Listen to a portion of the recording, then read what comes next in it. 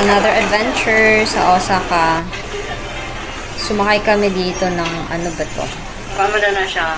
Picture ang tao man. Ferris Ano na siya wheel. ipapicture? Kasi yun eh, picture na lang ito, ganahiyan ng mga nag-boy.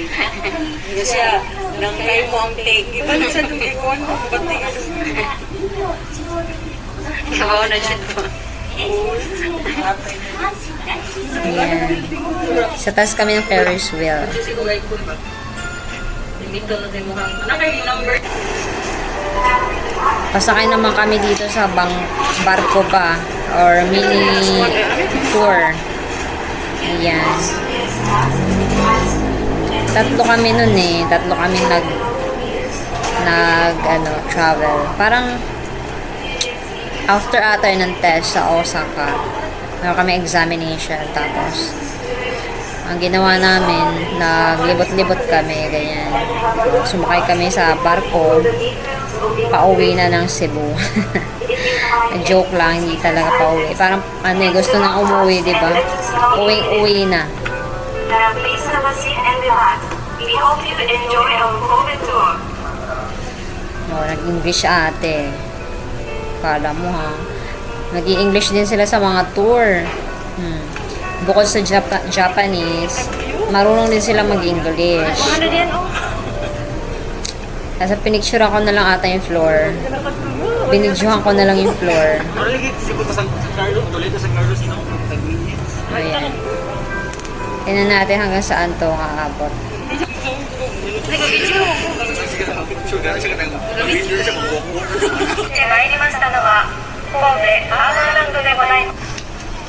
Yun, yung view sa likod. Ano ba yung view ng mga building nila doon? Ganyan. Kobe ata ate. Yung parang Kobe. Pupunta kami. Lapit lang naman yung Kobe tsaka Osaka. Yan, di ba? May isang barko na din. Papunta na sa Daungan. Tapos makikita mo dito yung bridge ata parang sa Kobe ata. Yan.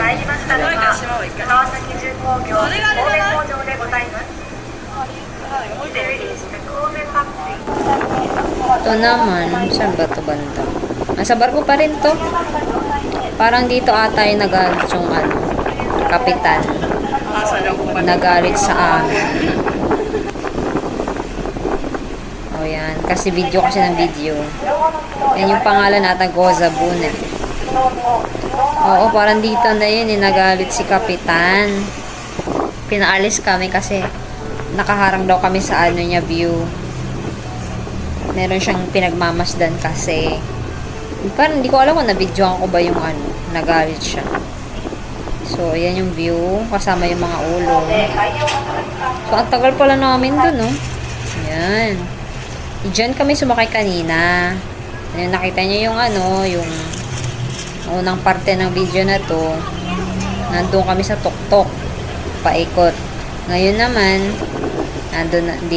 andyan naman kami sa barko. Nakasakay. So, ganong angle lang.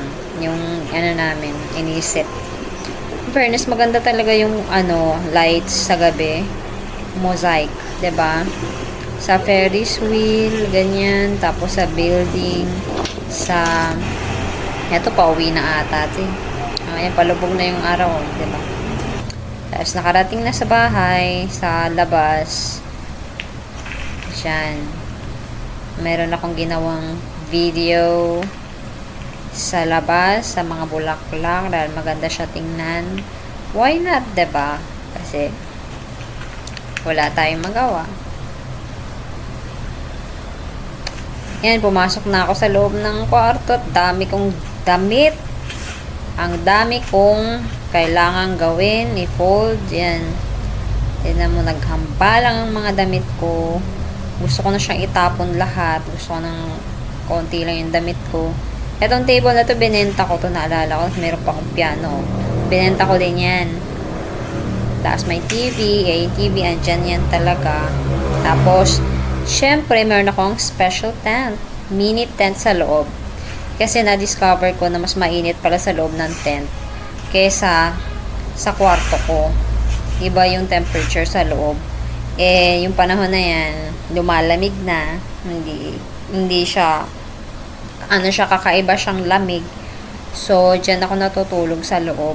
At hindi naman ako pwede mag-tent sa labas kasi delikado din, 'di ba? Baka kung mapano ako sa labas. So, ang ginawa ko sa loob na lang mag-tent, 'di ba? Mabalik na naman tayo sa mga halaman ko sa labas. Oh. Actually, hindi ko naman yan halaman. Halaman yan ng may caretaker na nag-aalaga dyan sa mga halaman na yan. Tsaka, ang nagtanim niyan, syempre, yung may-ari din. Ang gagawin ko na lang is mag-video. May videographer for a day.